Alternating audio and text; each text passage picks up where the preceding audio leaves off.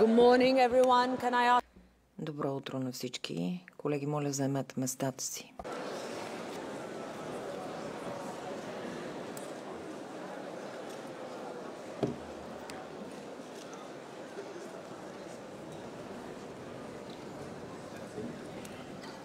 Please take your seats. Let's start. Моля, заемете местата си, за да започнем.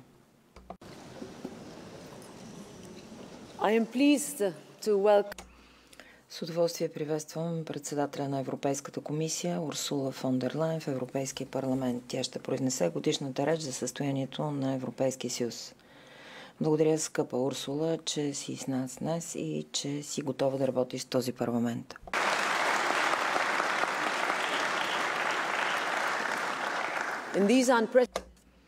Тези безпрецедентни времена се нуждаем от яснота, нуждаем се от решителност. Нуждаем се от една Европа, която поема отговорност за своята сигурност. Една Европа, която улеснява работата на предприятията и защитава работните места, като упростява процесите и намалява ненужната бюрокрация.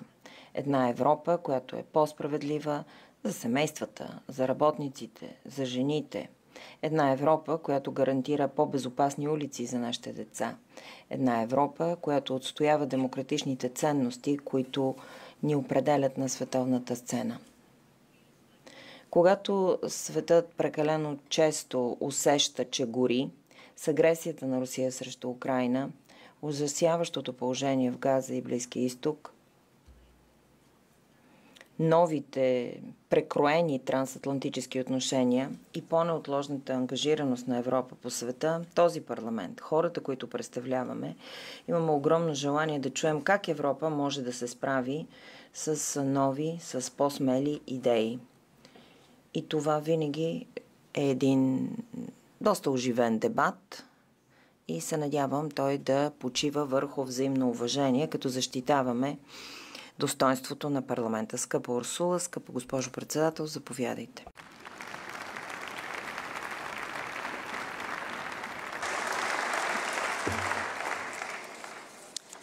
Thank you very much. Много благодаря, госпожо председател. Уважаеми министри, уважаеми членове на Европейския парламент, Европа се бори. Бори се за континент, който е единен, на който цари мир. Бори се за една свободна и независима Европа. Това е борба за нашите ценности, за демократичните ни държави. Това е борба за свободата ни, способността ни да определяме съдбата си сами. Искам да бъда пределно ясна. Това е борба за нашето бъдеще. Дълго мислих дали да започна тази реч за състоянието на Съюза с такава сериозна оценка. В крайна сметка, ние европейците не сме свикнали и обикновено не говорим по този начин, защото нашия съюз по същество е проект на мира. Но действителността е, че днешният свят не прощава никому. Не можем да омаловажаваме трудностите, които европейците изпитват всеки ден. Те усещат как всичко се променя около тях. Как живота става по-труден, а те работят по-усилено.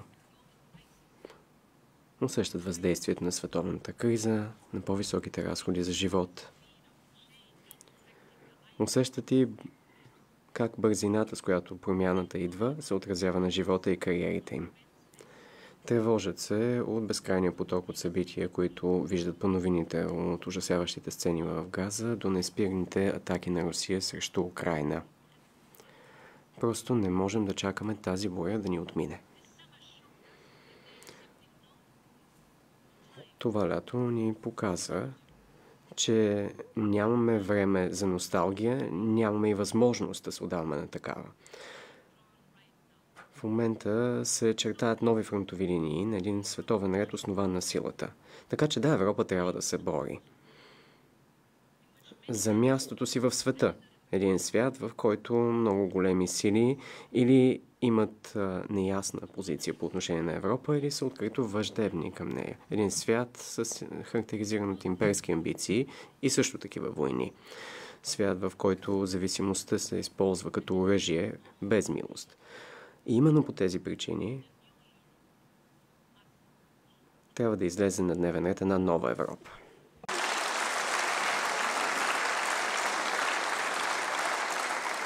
And honorable members, Уважаеми членове на Европейския парламент, това трябва да бъде момента, в който Европа извоюва своята независимост. Вярвам, че това е мисията на нашия съюз, да се грижим за собствената си сигурност и отбраната си. Трябва да поемем контрол върху технологиите и енергията, които ще захранват икономиките ни. Ние трябва да решим в какво общество, в каква демокрация искаме да живеем.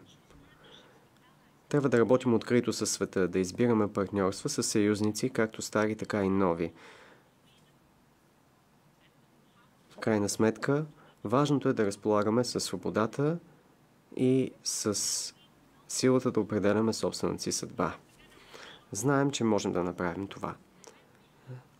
Заедно показахме колко много можем да постигнем, когато ни обединяват една и съща амбиция, когато сме единни и действаме в неотложен порядък. Много пъти са ми казвали, че Европа не може да направи това или онова.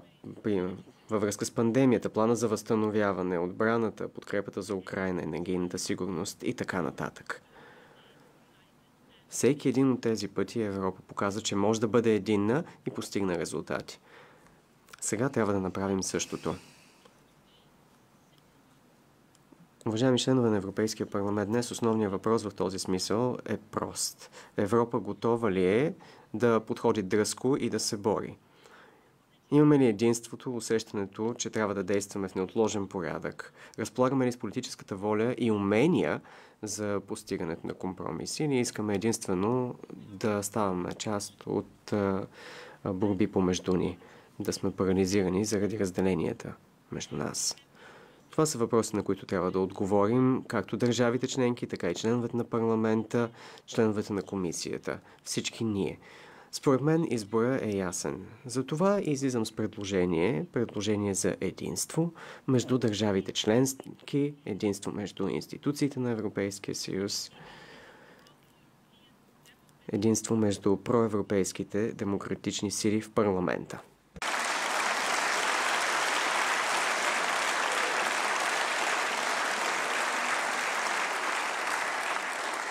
I'm here and the entire college. Аз и целият колегиум сме тук.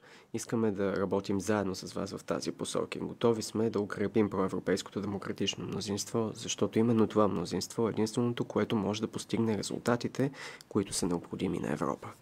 Уважаеми членове на Европейския парламент, свобода и независимост – това са нещата, за които се бори народът на Украйна всеки един ден. Хора като, например, Саша и баба му. Когато руснаците нападат, Саша е нева на 11 години. С майка си се скрива в подземния етаж някъде в града му, Мариупол. Една сутрин излизат да си купят храна и в този момент започват адът. Руски бомби започват да падат върху квартал с цивилно население. Саша усеща, че лицето му пари, точно под очите му има парче шрапнел. Само в рамките на дни руснаците вече нахлуват в града. Отвеждат Саша и майка му в място, което руснаците наричат филтрационен лагер. После отделят Саша от майка му, казва, че тя не му е нужна, че ще отиде в Русия и ще си имал руска майка, руски паспорт и руско име. Пращат го в окупирания Донецк. Саша обаче не се отказва. Руснаците спират и той моли непознат да ползва телефона му. Обажда се на баба си Людмила, която живее в свободната територия от Украйна. Баба, просто ме заведи у дома. Тя действа веднага, приятели казват, че е луда, но Людмила прави всичко по силите си, за да стигне до него. С помощта на украинското правителство пътува до Полша, Литва, Латвия, Русия и накрая стига до окупираната част на Украйна и успява да прибере Саша. После минава същия дълъг път, за да го отведе на безопасно място. Сърцата на тези хора обаче продължава да са разбити. Всеки ден те се борят да намерят майката на Саша, която е някъде отделена от тях заради бруталната война на Русия. Бих искала да благодаря на Саша и на Людмила за това, че ми позволиха да споделя тяхната история и за мен е чест, че те са с нас днес тук. Уважаеми членове на парламента, моля, присъединете се към мен, нека отдадем почет на Саша и Людмила и непрестанната борба на Украйна за свобода. Stand up. Изправете се.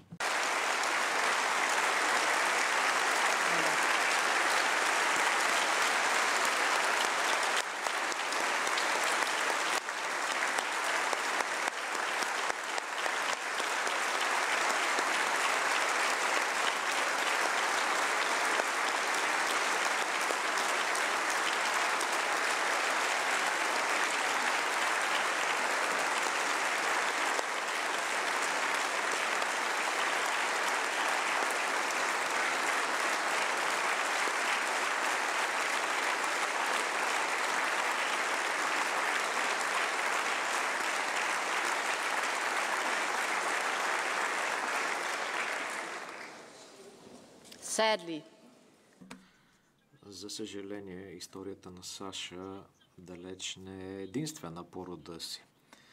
Съдбата на още десетки хиляди украинчета е неизвестна. Те са в капан или под заплаха, принуждавани са да се отрекат от самоличността си. Трябва да направим всичко по силите си, за да помогнем на децата на Украйна. По тази причина искам да обявя, че заедно с Украйна и други партньори ще бъда домакин на среща на върха на Международната коалиция за връщане на украинските деца. Всяко отвлечено дете трябва да бъде върнато.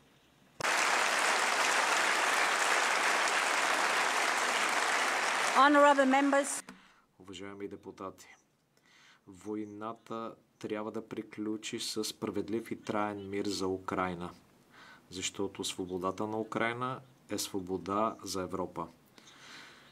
Кадрите от Аляска бяха много тежки.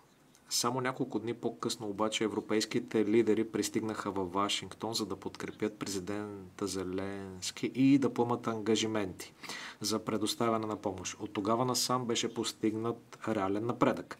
Миналата седмица 26 държави, участващи в коалицията на желащите, заявиха, че са готови да участват в сили за сигурност в Украйна или с финансов принос, като идеята е да се стигне до прекратяване на огъня. Ще продължим да подкрепяме всички дипломатически усилия за прекратяване на войната в Украйна. Но всички видяхме какво разбира Русия под думата дипломация. Путин отказва да се срещне с президента Зеленски. Миналата седмица Русия използва най-големия брой дронове и балистични ракети от началото на войната до сега в рамките на едно единствено нападение. Вчера беше извършено нападение с ракети срещу село в Донецк, насочено срещу хора, които чакат да вземат пенсиите си. Бяха убити над 20 души. Видяхте какво стана и с Полша, с изстрелването на повече от 1000 дронове Шахид. Европа е солидарна с Полша.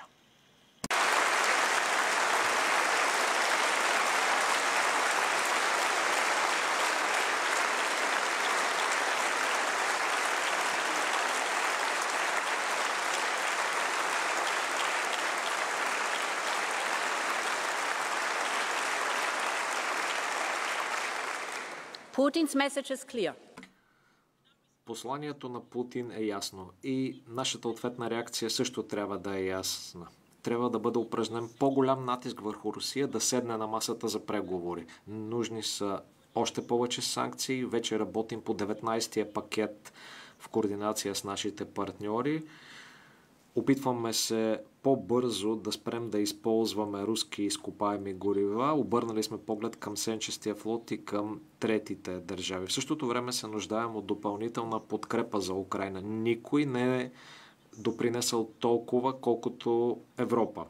До момента са предоставени предоставени приблизително 170 милиарда евро под формата на военна и финансова помощ.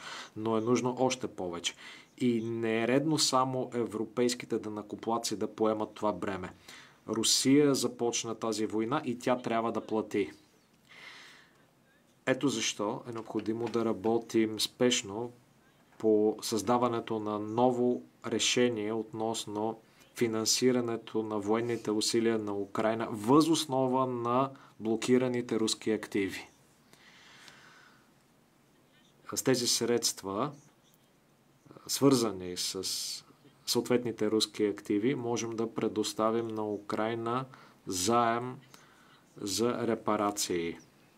Самите активи няма да бъдат засегнати и риска ще бъде поет колективно. Украйна ще върне заема едва след като Русия плати репарациите. Парите ще послужат на Украйна още днес, но ще бъдат от решаващо значение и в средносрочен и дългосрочен план за сигурността на Украйна. Например, чрез финансиране на украински въоръжени сили, като първа линия на гаранции за сигурност. Ще предложим и нова програма. Нарекли сме качествено военно предимство. Тя ще подпомогне инвестициите в способностите на украинските въоръжени сили. Да погледнем дроновете, например. Преди войната Украйна нямаше дронове. Днес използването на дронове от Украйна води до големи загуби. Всъщност над 2/3 от загубите на руско оборудване се дължат на използването на дронове от страна на Украйна. Това не е просто предимство на бойното поле. Русия обаче бързо наваксва с помощта на създадените от Иран дронове Шахед и се възползва от предимството на масовото промишлено производство. В събота само за една нощ Русия изстреля 800 дрона към Украйна. Съответно съществува опасност промишлената мощ от едната страна да повлияе значително. Затова можем да използваме нашата индустриална сила, за да помогнем на Украйна да противодейства на тази война с дронове. Можем да подпомогнем и украинската изобретателност. Тя може да се превърне в предимство на бойното поле и в съвместна индустриализация. Затова искам да обявя, че Европа ще отпусне 6 милиарда евро по-рано от предвиденото от заема за ускоряване на извънредните приходи на Украйна и ще сключи алианс за дронове с Украйна. Много е важно Украйна да запази своето предимство и Европа да стане по-стабилна. Уважаеми членове на парламента, военната икономика на Путин ще бъде запазена, дори ако войната спре. Това означава, че Европа трябва да е готова. Трябва да е готова да поема отговорността за собствената си сигурност. НАТО, разбира се, винаги ще бъде от изключително значение. Но само силна и надежна европейска отбрана може да гарантира европейската сигурност. През последните години постигнахме исторически напредък за изграждането на Европейския съюз на отбраната. В началото на настоящата година поставихме начало на плана Готовност 2030. Там могат да бъдат мобилизирани инвестиции в размер на 800 милиарда евро в отбраната. Това включва и програмата SAFE, по линия на която е възможно предоставяне на 150 милиарда евро за съвместни закупувания. 19 държави членки вече са подали искания за тези средства. Мисля, че са сключени договори за целия размер на програмата и това е отлична новина. Работим също така за предоставяне на бонуси. Тези бонуси ще отидат към онези, които подкрепят Украйна или пък закупуват украинско оборудване. Това е спешно финансово подпомагане, тъй като е спешна и нуждата, която трябва да преодолеем. Миналата седмица, където и го видях с очите си, посетих много държави членки, които са на първа линия. Те познават най-добре руската заплаха. Несъмнено е. Източният фланг на Европа, защитава цяла Европа. От Балтийско море до Черно море.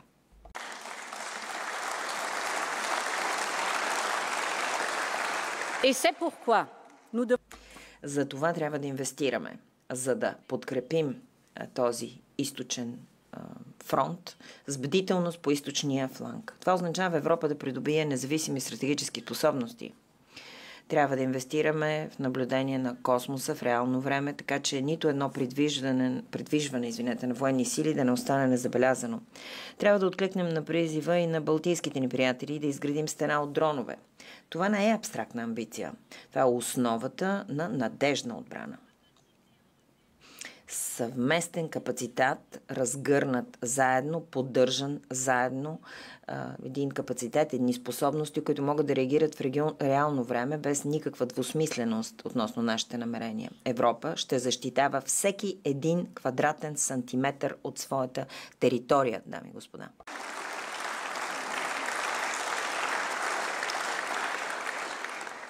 Et dans tous les pays que j'ai visités, j'ai entendu le même message. Във всички държави, които посетих, чух едно и също послание. Няма време за губене. Затова на следващия Европейски съвет ще предоставим ясна пътна карта за започване на нови съвместни проекти в областта на отбраната, за определяне на конкретни цели до 30-та година и за създаване на европейско семестър за отбраната. 2030 година е утре. Затова Европа трябва да започне да се готви днес. Уважаеми членове на парламента. Когато говорим за независимост, говорим за това да можем да избираме съдбата си. Затова се бори и Украйна.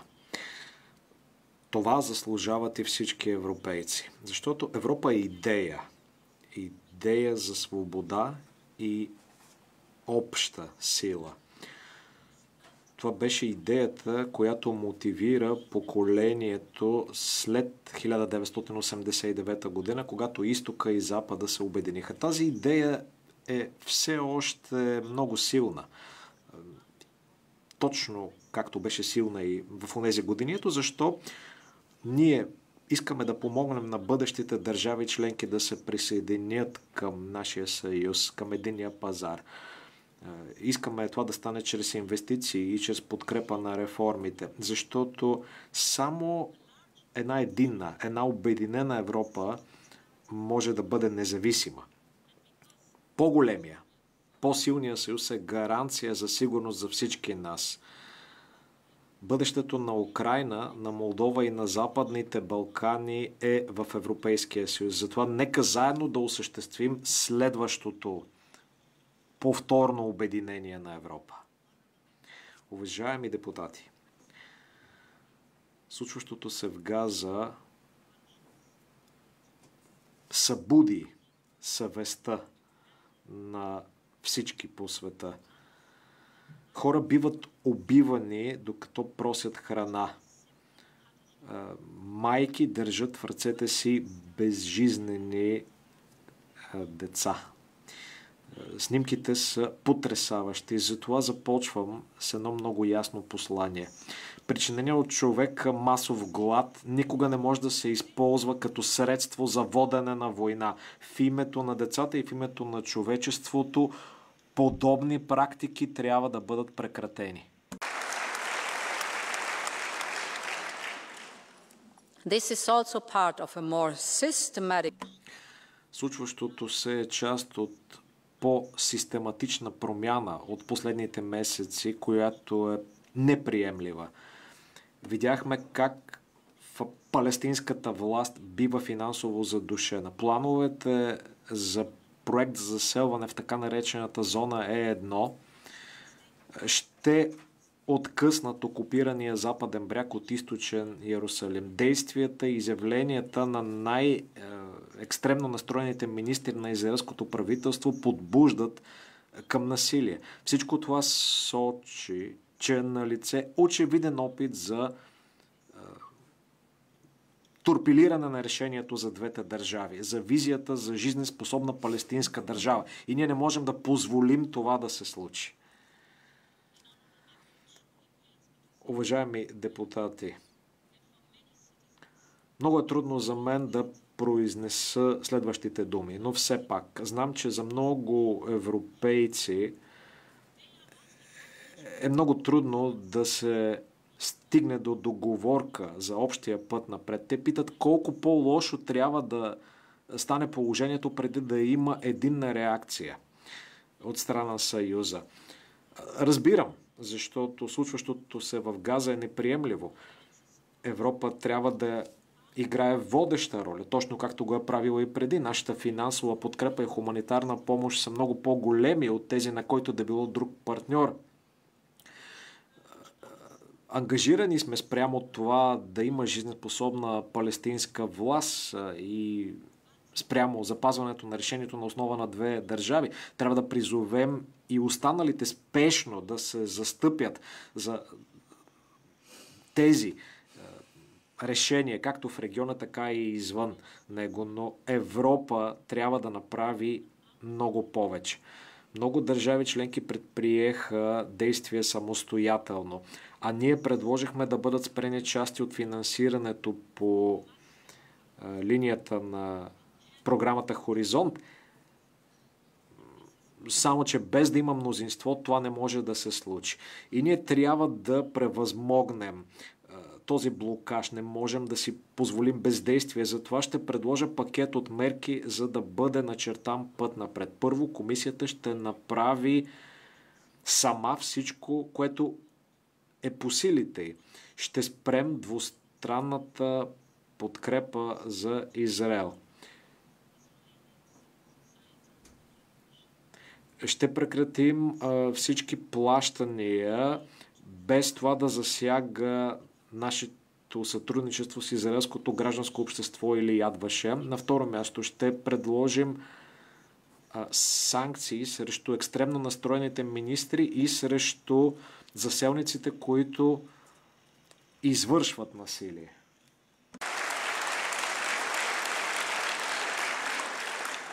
And we will all... Освен това, ще предложим частично спиране на действието на споразумението за асоцииране по въпроси, свързани с търговия.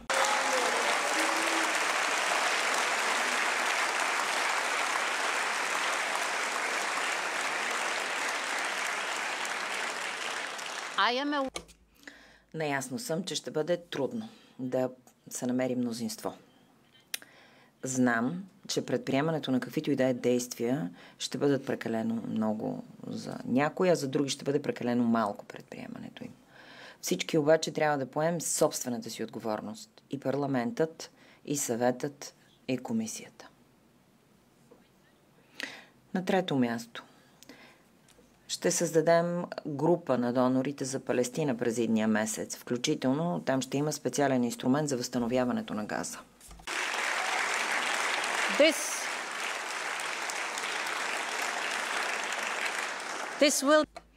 Това ще бъде международно начинание с регионални партньори. То ще се основава на резултатите на конференцията в Ню-Йорк, организирани от Франция и Саудитска Арабия. Уважаеми депутати, аз съм дългогодишен приятел на израелския народ. Знам до каква степен жестоките нападения на 7 октомври от терористите на Хамас разтърсиха цялата нация. Заложниците са в плен, държат ги терористите от Хамас в продължение на повече от 700 дни от 7 октомври насетне. Това са 700 дни болка, 700 дни страдания. Никога не може да има каквото и да е място за Хамас. Нито сега, нито в бъдеще. Те са терористи, които искат да унищожат Израел. Те също така подлагат на терор собствения си народ. Държат бъдещето му като заложник. Целта на Европа винаги е била неизменна. Истинска сигурност за Израел и безопасно настояще, безопасно бъдеще за всички палестинци.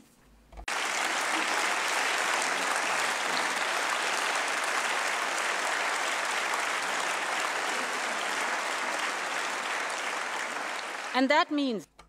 Това означава, че заложниците трябва да бъдат освободени, че следва да има безпрепятствен достъп до цялата хуманитарна помощ и че трябва незабавно да има прекратяване на огъня. В дългосрочен план обаче единственият реалистичен мирен план почива на решението две държави. Съжителство в мир и сигурност. С сигурен Израел, с жизнеспособна палестинска власт и с отстраняване на бича Хамас. Европа винаги е подкрепила това. Време е да се обединим, време е да помогнем това да стане реалност.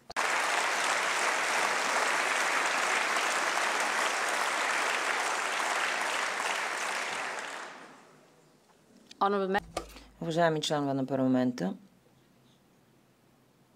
трудно е да преминем нататък, но искам да говоря за конкурентоспособността.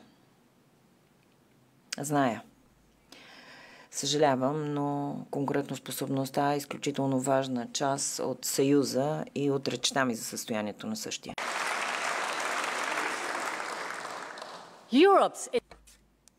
Независимостта на Европа ще зависи от способността и да се конкурира в бурните времена, в които живеем. Имаме всичко необходимо, за да процъфтяваме тук в Европа. Имаме единен пазар, имаме и социална пазарна икономика и всичко между тях. Знаем обаче, че икономическите и геополитически ветрове са силни. Видяхме също как зависимостите могат да бъдат използвани срещу нас. Ето защо ще инвестираме огромни суми в цифрови и чисти технологии. С повече средства в бъдещия ни фонд за конкурентоспособност и с отвояване на средствата по програмата Хоризонт Европа ще се опитаме да преодолеем основните елементи, които бяха записани в доклада Драги, като говорим за енергетика там, капитала, инвестиции, опростяване. Проведохме стратегически диалози с ключови отрасли, автомобилна промишленост, химическа, стоманодобив и във всеки един сектор. Посланието, което чухме, е едно и също. Нека защитим работните места, но за да стане това, трябва да се работи по-лесно в Европа, да улесним бизнеса в Европа. Цифрова Европа ще доведе до това и потребителите и дружествата да работят по-добре. Омнибусите, които до момента сме предложили, ще направят точно това. Ще променят нещата, ще има по-малко бюрокрация, по-малко припокривания, по-прости правила. Нашите предложения ще урежат 8 милиарда евро годишно. 8 милиарда по-малко бюрократична тежест за европейските дружества. Допълнителните омнибуси върват също. Това са пакети от средства, свързани с военната мобилност и цифровите технологии. За новаторските предприятия подготвяме така нареченият 28-ми режим. Надяваме се да се ускори работата по Съюза на спестяванията и инвестициите. Защо? Защото имаме много стартиращи предприятия с голям потенциал в ключови технологии, като квантовите технологии, изкуствения интелект и биотехнологиите. Но те трябва да се разраснат. И в процеса на разрастването липсата на достатъчно рисков капитал ги принуждава да се обърнат към чуждестранни инвеститори. А това е едно богатство, едни работни места, които отиват някъде другаде и излагат на опасност технологичния ни суверенитет. Ето защо Европейската комисия ще си партнира с частни инвеститори, за да се създаде многомилиарден фонд за разрастване в Европа. Той ще подпомогне за извършване на огромни инвестиции в нови, бързо развиващи се предприятия в критични технологични области. Защо? Защото искаме най-добрите в Европа да изберат Европа. Уважаеми членове на парламента, нашият най-голям актив е единният пазар. Този пазар, знаем всички, си остава незавършен. Според оценките на МВФ, вътрешните пречки в рамките на този пазар се равняват на наложено мито от 45% върху стоките и 110% върху услугите. Представете си какво пропускаме. Както подчерта и доклада Лета, единния пазар остава незавършен най-вече в 3 области – финанси, енергетика, телекомуникации. Нуждаем се от ясни политически срокове. Ето защо ще представя пътна карта за единния пазар до 28 година. Тя ще обхваща капиталовите пазари, услугите, енергетиката, телекомуникациите, 28-я режим и 5-та свобода. Свободата на знание и иновации. Само това, което може да бъде измерено, бива постигнато. Такава е старата поговорка. Уважаеми членове на парламента, това ще подкрепи инвестициите ни в технологии, които ще са двигателят на нашата икономика. Те ще бъдат чисти, те ще бъдат цифрови. Нека да вземем, например, изкуствения интелект. Европейският ИИ е от съществено значение за бъдещата ни независимост. Той ще даде сила на нашата промишлени отрасли и на нашите общества. От здравеопазване до отбрана и който и да е друг, който си изберете. Затова ще се съсредоточим върху първите ключови градивни елементи. Акта за развитието на изчислителните облаци и квантовата тестова среда.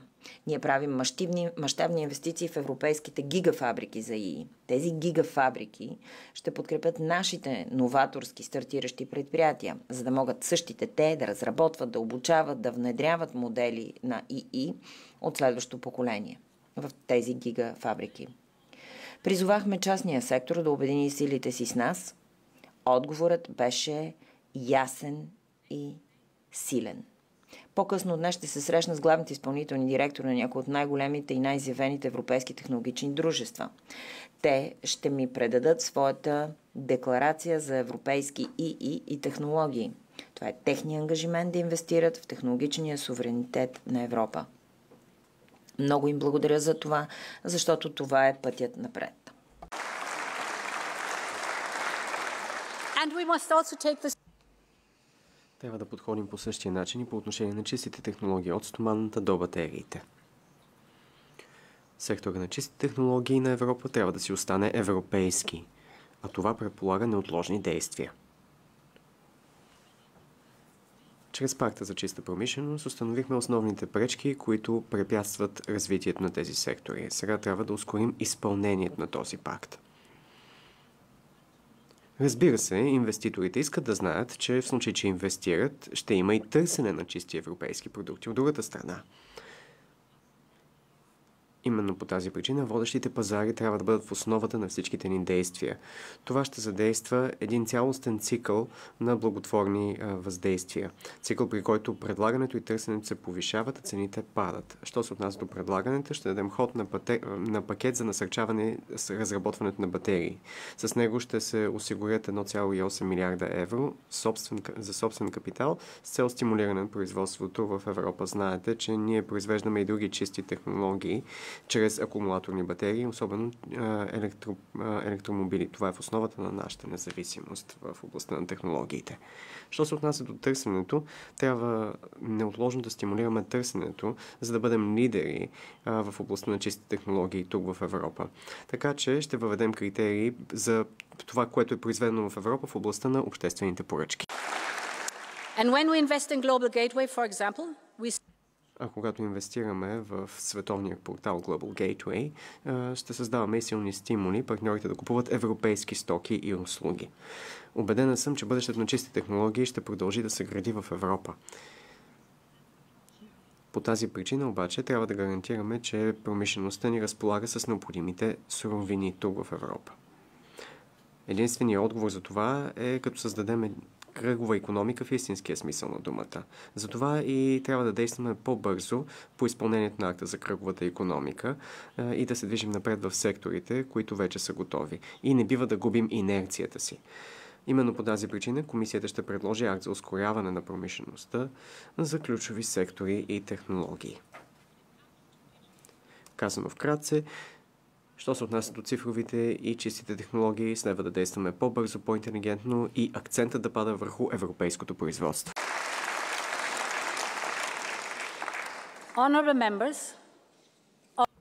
Уважаеми членове на Европейския парламент, в момента нисковъглеродните източници представляват 70% от електроенергията. Ние сме световни лидери в областта на патентите за чисти технологии. Пред щатите сме, съревноваваме се с Китай.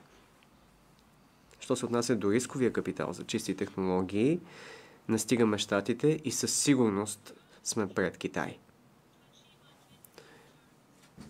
Движим се твърдо в съответствие с графика си, за да постигнем целта за 2300 година за намаляване на емисиите с най-малко 55%. Това е в основата на Зеления пакт и трябва да се движим в същата посока, за да постигнем целите си за климата и за околната среда. Това трябва да го направим, госпожи и господа.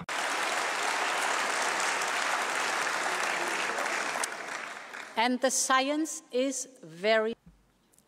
Научните изследвания са пределно ясни. Икономическите обосновки и тези, що се отнася до сигурността, са също толкова ясни. Този преход е от ключово значение.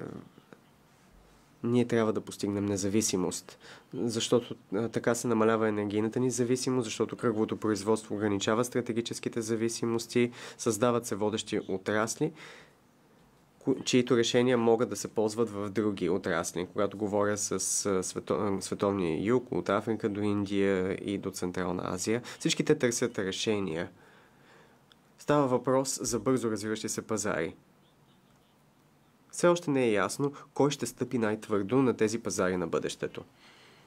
Ние сме тези, които могат да посрещнат това нарастващо търсене на различни решения. Но не е даденост, че ще бъдем ние. Ето по тази причина комисията предложи целите за 2040 година, 10 години след Парижкото споразумение.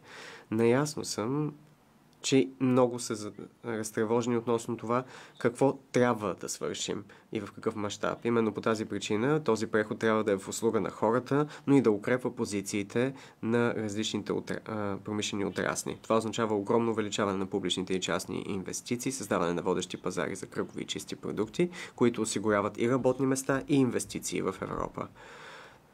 Трябва да гарантираме справедлив преход за всички, например по линия на социалния фонд за климата. И трябва да осигурим еднакви условия за конкуренция в световен мащаб, като насърчаваме ценообразуване във връзка с въглеродните емисии. Европа следва да защитава своите промишлени отрасли, защото те правят точно това, което следва, а именно намаляват въглеродния си отпечатък и се опитват да го сведат до нула. Следва да бъдат награждавани за това и да бъдат стимулирани. Другия вариант е да разчитаме на внос на различни неща в Европа. Говорим за стомана, от която се нуждаят производителите на автомобили, торове, от които се нуждаят земеделските стопани. Това би означавало да сме на милостта на други, които ще определят и цената, и обема, и качеството на това, което се предоставя.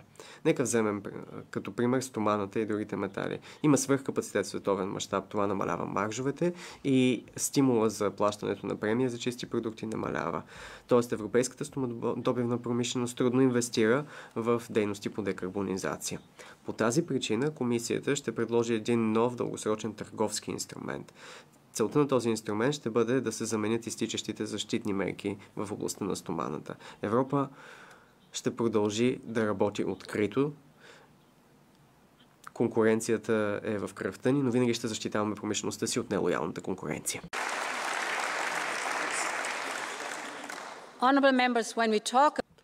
Уважаеми членове на Европейския парламент, говорим за конкурентоспособност, а това предполага и разговор за работни места за хората и за техния поминък.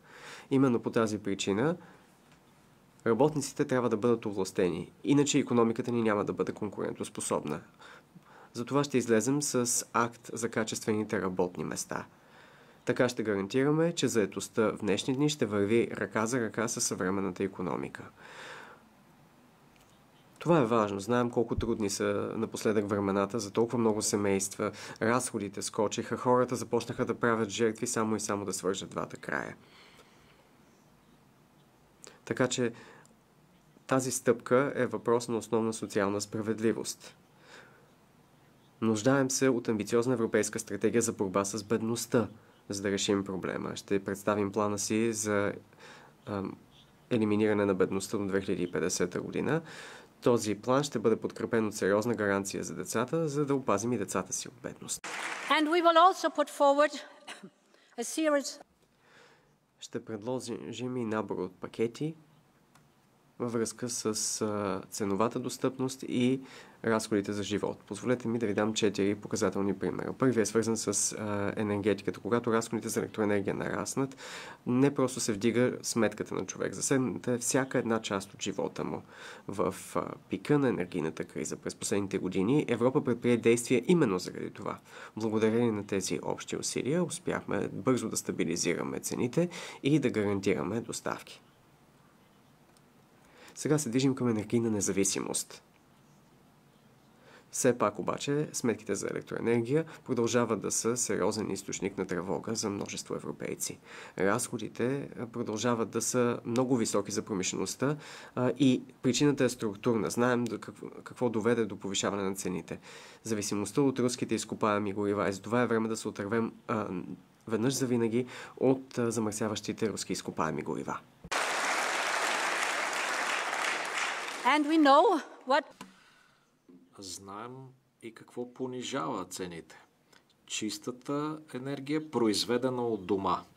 Необходимо е да генерираме повече собствени ВИ с ядрената енергия като базова енергия. Трябва обаче и спешно да модернизираме и инвестираме нашата инфраструктура и междусистемните ни връзки. Ето защо те предложим нов пакет за електроенергийните мрежи, за да укрепим нашата мрежова инфраструктура и да ускорим издаването на разрешения. И в допълнение към това днес представям нова инициатива, наречена енергийни магистрали. Установихме 8 препятствия в нашата енергийна инфраструктура. От протока Ересунд до Сицилианския канал. Ще работим за премахването на тези пречки една по една. Ще седнем на една маса заедно с правителствата и предприятията за комунални услуги, за да се справим с всички нерешени въпроси, защото европейците се нуждаят от евтина енергия и то сега. Уважаеми депутати, дома не представлява само 4 стени и покрив. То е безопасност, топлина, място за семейството и за приятелите. То е свързан с чувството на принадлежност. За твърде много европейци днес обаче дома поражда тревоги, защото за тях то означава дълг и несигурност. Цифрите са пределно ясни. Цените на жилищата са се увеличили с повече от 20% от 2015 година насам. Разрешенията за строителство са намаляли с над 20% за 5 години. Става дума за нещо повече от жилищна криза. Става дума за социална криза. Тя разкъсва социалната тъкан на Европа, отслабва нашето единство и застрашава нашата конкурентоспособност. Медицинските сестри, учителите и пожарникарите не могат да си позволят да живеят там, където работят. Студентите прекъсват, защото не могат да си платят найма. Младите хора отлагат създаването на семейство. Ето защо още тази година ще представим първия по рода си европейски план за жилищно настаняване на достъпни цени. Целта е жилищата да станат по-достъпни, по-устойчиви и с по-добро качество. Това ще бъде общо европейско усилие, което се основава на реалността, на действителността на място. Но имаме нужда от радикална промяна в начина, по който подхождаме към проблема. Трябва да преразгледаме правилата си за държавна помощ, за да са възможни мерки в подкрепа на жилищното настаняване. Трябва да улесним значително строителството на нови жилища и студентски общежития и ще предложим и законодателна инициатива за краткосрочните наеми, за да разрешим оставащите проблеми. Необходимо е обаче цялото общество, всички законодатели и заинтересовани страни да действат единно. Съответно ще свикаме първата среща на върха на Европейския съюз по въпросите на жилищното настаняване, за да гарантираме, че въпросът ще бъде водещ в нашия дневен ред. Уважаеми депутати, жилищното настаняване е въпрос на достоинство и на справедливост. Тук става дума за бъдещето на Европа. Преди 8 години с Европейския стълб на социалните права жилищното настаняване стана социално право в Европа. Време е това обещание да се превърне в реалност. Третия пример, който искам да изтъкна, е автомобилостроенето. То е стълб на нашата икономика и промишленост. Гордост за Европа. Милиони работни места зависят от него. По-рано тази година дадохме на сектора повече гъвкавост да постигне целите си за 2025 година и това дава резултати. Що се отнася до технологичната неутралност, подготвяме сега прегледа за 2035 година. Милиони европейци искат да купуват европейски автомобили на достъпни цени. Съответно, трябва да инвестираме и в малки леки автомобили на достъпни цени. А европейския пазар трябва да се отвори за нарастващото световно търсене. Ето защо ще предложим да работим с сектора по една нова инициатива за малки автомобили на достъпни цени. Вярвам, че Европа трябва да има свой собствен електрически или автомобил. Като буквата Е на английски тук означава няколко неща. Екологичен, чист, ефикасен и лек, икономичен, на достъпни за европейците цени и европейски, произведен тук в Европа с европейски снабдителски вериги. Не можем да позволим на Китай и на други да завладеят автомобилния пазар. Бъдещето принадлежи на електрически автомобил и Европа ще е част от това бъдеще. Бъдещето на автомобилите и автомобилите на бъдещето трябва да се произвеждат тук в Европа. Уважаеми депутати, последният пример, който искам да изтъкна, е свързан с храните. В Европа имаме достъп до висококачествени храни. Нашите изключителни фермери и рибари произвеждат тези храни на достъпни цени. Те са пазителите на нашите земи, океани и биоразнообразие. Те са ключа към нашата продоволствена сигурност, но са изправени пред много препятствия. Да споменем високите разходи за ресурси и бюрокрацията или нелоялната конкуренция. Действаме във връзка с всички тези препятствия. Опростихме ОСП. Сега се изискват по-малко документи. В МФР сме предвидели конкретна подкрепа за доходите. Сега финансирането ще може да бъде допълнено от национални и регионални пакети. Но нашите земеделски стопани се нуждаят от лоялна конкуренция и еднакви условия.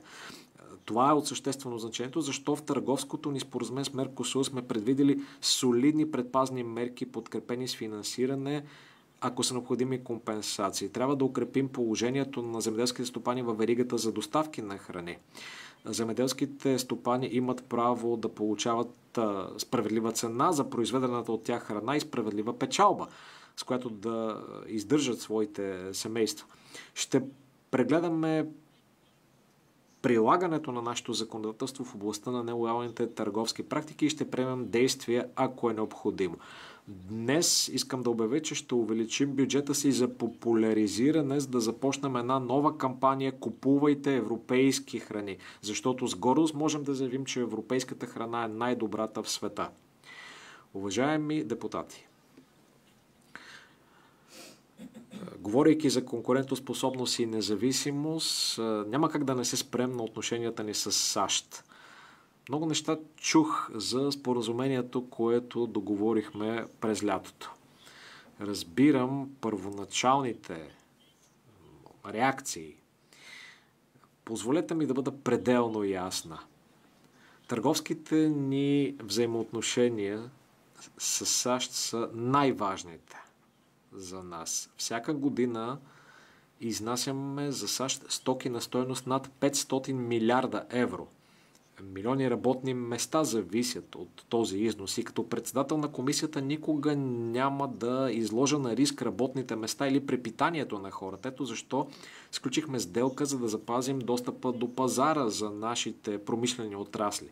И гарантирахме, че Европа ще сключи възможно най-добрата сделка. Осигурихме за нашите предприятия конкурентно относително предимство, защото за някои от нашите преки конкуренти американските мита са много по-високи, отколкото за нас. Да, изходната ставка на митата може да е по-ниска, но като вземете предвид изключенията, които договорихме и допълнителните мита за другите наши конкуренти, ние имаме възможно най-доброто споразумение. Това е безспорно.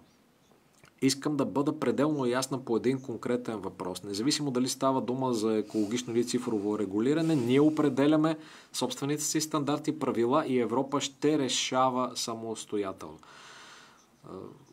Уважаеми депутати, аз не вярвам в митата. Митата са данъци, но сделката осигурява решаваща стабилност в отношенията ни с САЩ във времена на сериозна несигурност по света. Помислете си какви ще бъдат последиците от една пълномащабна търговска война с САЩ.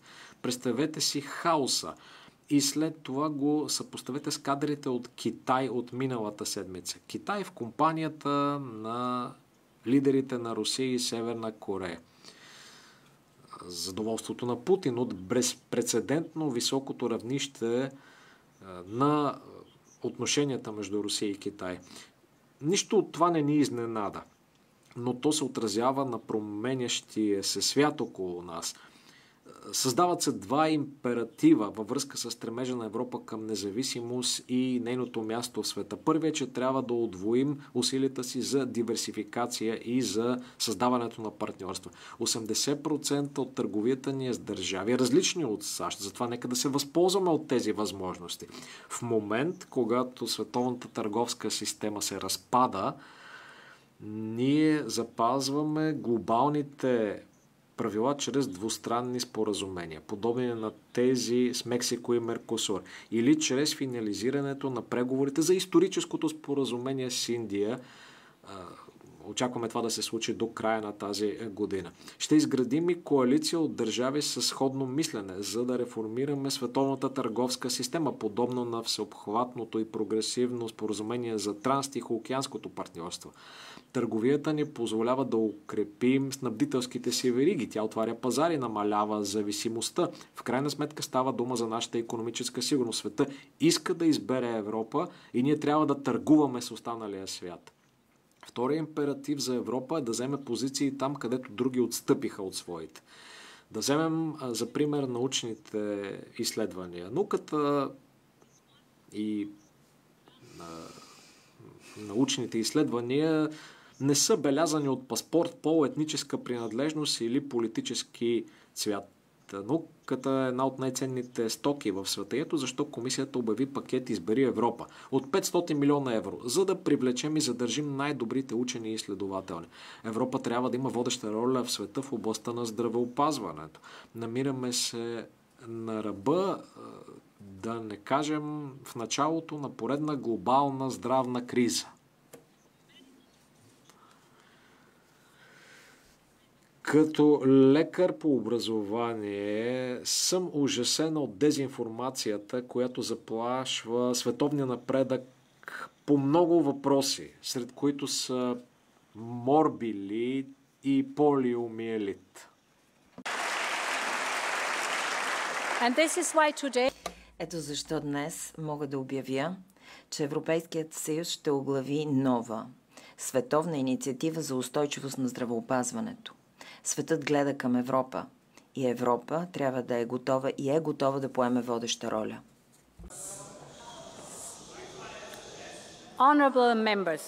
Уважаеми членове на Европейския парламент,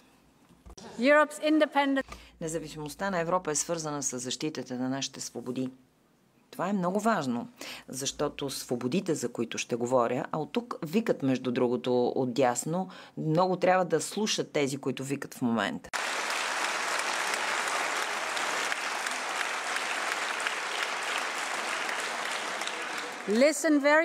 Чуйте ме, слушайте ме внимателно. Много моля да прекратите викането. Слушайте ме внимателно за свободите. Свобода да решаваш. Да говориш открито. Да се движиш из целия континент. Свобода да гласуваш.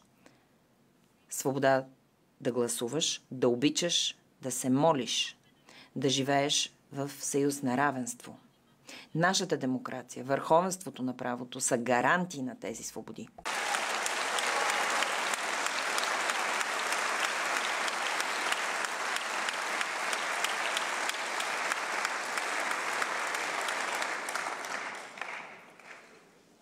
This is why we Ето защо направихме толкова много, за да укрепим инструментариума си и да засилим правоприлагането. Изградихме нов цикъл за върховенство на правото. Той гарантира, че проблемите се откриват рано и се решават посредством активно участие. Нуждаем се от интегриран годишен цикъл за върховенството на закона. Това ще е един общ ритъм с ясни етапи и принос от всички институции. Трябва да се съсредоточим върху отстраняването на съществуващите пропуски. Засилихме връзката между отпускането на средствата и зачитането на върховенството на закона. Със следващия дългосрочен бюджет ще отидем и по-надалеч. Зачитането на принципите на върховенството на закона е задължително условие за финансиране от ЕС и сега, и в бъдеще. and honourable members. Уважаеми депутати, нарастването на дезинформацията, манипулирането на информацията, както и чуваме, разединява обществата ни. То не само подкопава доверието в истината, но и в самата демокрация. Ето защо в спешен план се нуждаем от европейски щит на демокрацията. Нуждаем се от повече способности за наблюдение и откриване на манипулирането на информация и дезинформацията. Ще създадем нов Европейски център за демократична устойчивост. Той ще обедини целият експертен опит и капацитет в държавите членки и съседни страни. Мисля, че се страхувате. Страхувате се от този център.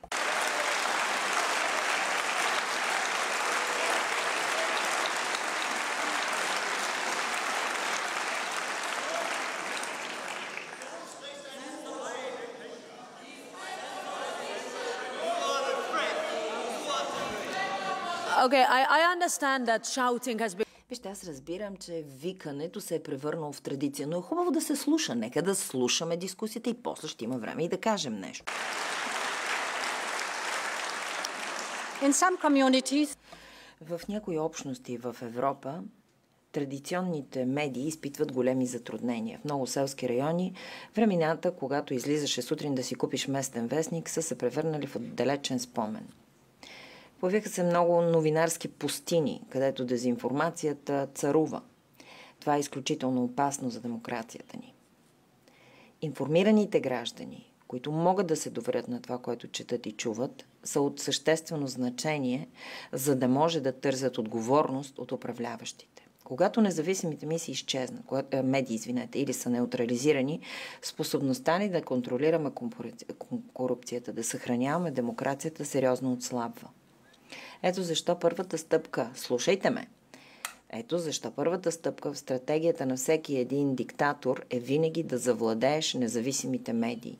Това позволява отстъпление от правовата държава, позволява корупцията да остава незабелязана. Трябва да положим повече усилия да защитим медиите и независимата преса. За това ще създадем нова програма за устойчивост на медиите. Тази програма за устойчивост на медиите ще подкрепи независимата журналистика и медийната грамотност. Нужно е също така да се справим с някои от първопричините на тази тенденция. Затова в следващия бюджет предлагаме значително да се увеличи финансирането за медиите. Също така трябва да дадем възможност частния капитал да се включи. Ще използваме инструментите си в подкрепа на независимите и местните медии. Свободната преса е гръбнакът на всяка демокрация. Ще продължим да подкрепяме европейската преса, за да остане тя свободна, независимо от вашите крясъци.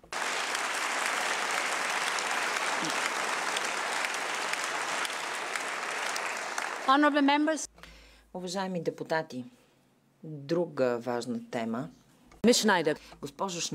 Госпожо Шнайдер, изключително с разбиране подходиме. Последно предупреждение, ако извикате още веднъж, ще ви изгони от залата.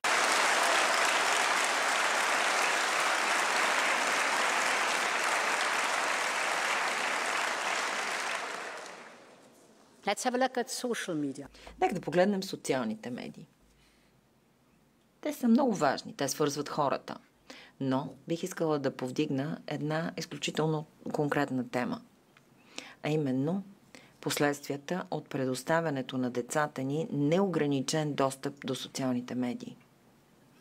Аз съм майка на 7 деца и съм баба на 4 внучета. Разбирам тревогата на родителите. Те правят всичко възможно, за да осигурят безопасността на децата си. Родителите се безпокоят, че когато децата им вземат телефона, могат да бъдат изложени на най-различни опасности. Само с едно докосване на екрана. Онлайн тормоз, съдържание за възрастни, насърчаване на самонараняването, алгоритми, които се възползват от уязвимостта на децата с изричната цел да създадат зависимости. Прекалено често майките и бащите се чувстват безсилни и безпомощни. Усещат се, че се давят в цунамито от информация, с която ги заливат технологичните дружества.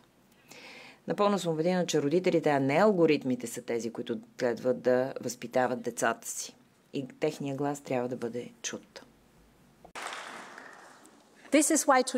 Затова днес съм тук, за да ви кажа, че ще се вслушам в тях. По моето време, ние, като общество, учихме децата си, че до определена възраст нямат право да пушат, да пият или да гледат съдържание неподходящо за тях. До определена възраст. Смятам, че е време да помислим как да направим същото и за социалните медии. Нашите приятели в Австралия са пионери в това отношение и в ограничаването на достъпа до социални медии. Следя отблизо прилагането на тяхната политика. Искам да видя какви следващи стъпки можем да предприемем тук в Европа. Ще назнача експертна група, която да ме посъветва до края на годината какъв ще е най-добрият подход за Европа. Ще подходим много внимателно към темата, ще изслушаме всички. В цялото това начинание ще се ръководим от необходимостта да предоставим повече възможности и способности на родителите и да изградим по-безопасна Европа за нашите деца. Защото когато говорим за безопасността на децата онлайн, ние в Европа вярваме в родителите, не вярваме в печалбите.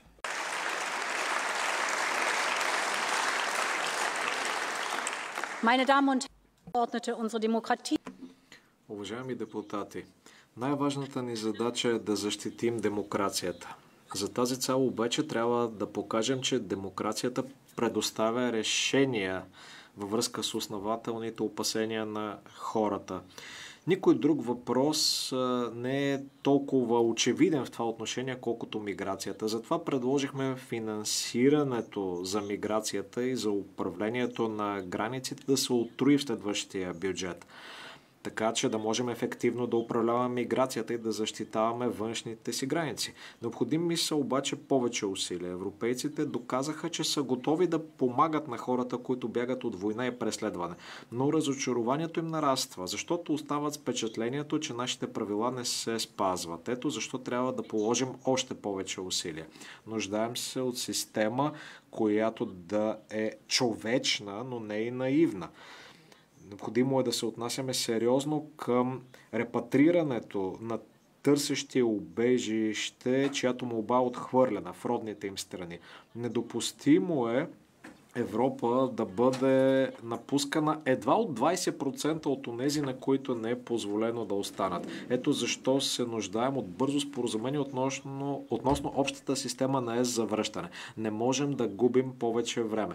Освен това, трябва да гарантираме, че ще прилагаме изцяло пакта за миграцията и убежището веднага, щом влезе в сила. Изискванията на пакта са строги, но и справедливи. Те ще се прилагат само ако всеки обаче изпълни своите задължения. Ще функционират, ако всеки изпълни своите задължения. Това важи за всички държави. На север, на юг, на изток и на запад. Винаги ще спазваме своите международни задължения. Но в Европа ние сме онези, които трябва да решават кой може да дойде и при какви обстоятелства. Не контрабандистите, не трафикантите. Те изкарват милиони и дори милиарди с цинични, фалшиви и фатални обещания. Затова трябва да унищожим техния търговски модел. Като цяло, броя на хората, които идват незаконно в Европа, намалява, но все още е твърде висок и много хора умират по пътя към Европа. Трябва да работим заедно с платформите и социалните медии, за да сложим край на онлайн планирането и рекламирането на операции за трафик на хора. Необходимо е да сътрудничим по-тясно с авиокомпаниите, както се случи по проблемни маршрути, като тези от Беларус. Само като следваме паричния поток, обаче ще можем да разкрием престъпните мрежи и да пресушим източниците им на финансиране. Нуждаем се от нов режим на санкции, който взема на прицел контрабандистите и трафикантите на хора. Този режим трябва да послужи за да замразим активите на тези хора, да ограничим възможностите им за придвижване и да сведем печалбите им до минимум. Трафика на хора е жесток и престъпен бизнес и нито един трафикант или контрабандист не трябва да остане незаказан в Европа. Уважаеми членове на парламента, искам да отправя ясно послание. Ако нещо е важно за европейците, то е важно и за Европа и за това имаме задължение да следваме това мото. Това лято видяхме снимки на горящи гори и села в Европа. Над 1 милион хектара изгоряха. Това е площ, която се равнява на около 1/3 от тази на Белгия. Така че щетите са огромни. Добре знаем, че това не е единичен случай. Изменението на климата води до все по-горещи, все по-опасни, все по-тежки лета. Ето защо трябва значително да увеличим усилията си за повишаване на издръжливостта в контекст на изменението на климата и адаптацията към него, но и да търсим природосъобразни решения. Трябва да се въоръжим и с инструментите, да можем да реагираме. Затова и ще предложим създаването на нов Европейски център за борба с пожарите, чието седалище ще бъде в Кипър, който ще е в състояние да помага и на регионалните ни съседи, по-скоро съседите ни в региона. Знаем колко важен е нашия механизъм за защита. Само през лятото 760 смели европейци бяха разпратени по всички краища на Европа. Буквално тичаха към горящите места. И бих искал да приключа речта си, като изкажа уважение към тях, към пожарникарите, пилотите, екипажите. Всички се отзоваха. Искам да ви разкажа за група от 20 гръцки служители на горското стопанство, които са специалисти в потушаването на най-сериозните горски пожари. Когато избухнаха пожарите в региона на Астурия в Испания, призоваха за подкрепа от цяла Европа. И Гърция действително се отзова на този призив. Пламъците бяха толкова огромни, че дима се виждаше от космоса. В продължение на 5 дни обаче тези 20 служители на гръцкото горско стопанство бяха рамо до рамо със своите испански колеги. Пламъците все повече и повече наближаваха село Хенестосо и се бореха денонощно, за да овладеят огнената стихия. И в крайна сметка заедно успяха да потушат огъня и селото беше спасено. Уважаеми членове на парламента, за мен е огромна чест да приветствам с добре дошъл един от тези герои днес тук. Ръководителя на гръцкия екип, лейтенант Николаус Паисиос. Лейтенант, скъпи Николаус, вашата смелост е вдъхновение за всички ни.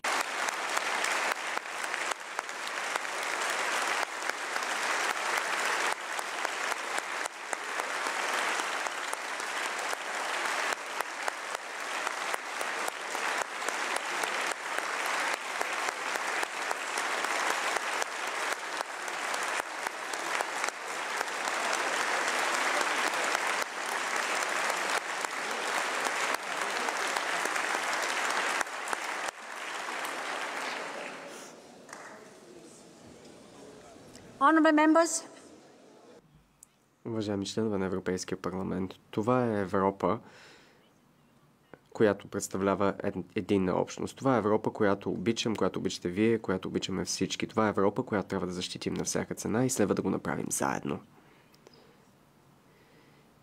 Искам да работя с парламента и с всички проевропейски демократични сили, да постигнем резултати за всички европейци. Работя по пакети от законодателство, с които да се предоставят възможности на проевропейското мнозинство да даде своя глас. Много съм щастлива, скъпа Роберта, че успяхме да подновим рамковото споразумение между комисията и парламента. Това единствено може да укрепи сътрудничеството ни. Това ще ни даде възможност и да работим по действителните реформи, които са необходими. Подкрепям правото на законодателна инициатива на Европейския парламент. I believe that we need to move to Смятам, че трябва да преминем към гласуване с квалифицирано мнозинство в някои области, например във външната политика. Нека най-накрая свалим оковите на единодушието. Време е да гарантираме, че Съюзът действа по-бързо и постига резултати. Само така можем да спечелим борбата си заедно, да постигнем независимост за Европа. И нека не забравяме, че винаги ни се налагало да се борим за свободите си. От поколението, което се бореше твърдо за целия ни континент, до пресата в нелегалност, която поддържаше пламъка на свободата жив в Централна и Източна Европа по време на Студената война, или пък до горските братя в Балтийските държави, които бяха съпротивата срещу съветското потисничество на всяка крачка. Тази битка, тази борба е част от кръвта ни като европейци. Преди 80 години континентът ни представляваше ад на земята. Преди 40 години континентът ни беше разделен от стена.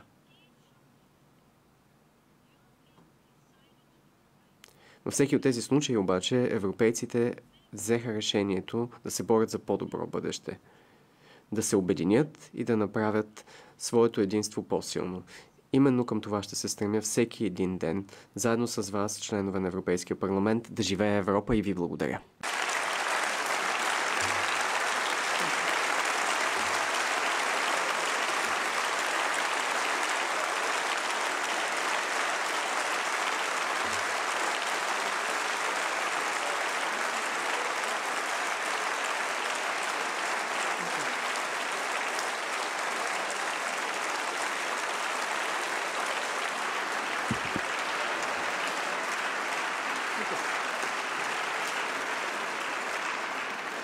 Thank you, President von der Leyen, and now speakers. Благодаря, госпожо фон дер Лайен. А сега преминаваме към ораторите от името на политическите групи. Първо председателя на НП, господин Манфред Вебер. Имате думата. Can I please ask you to take your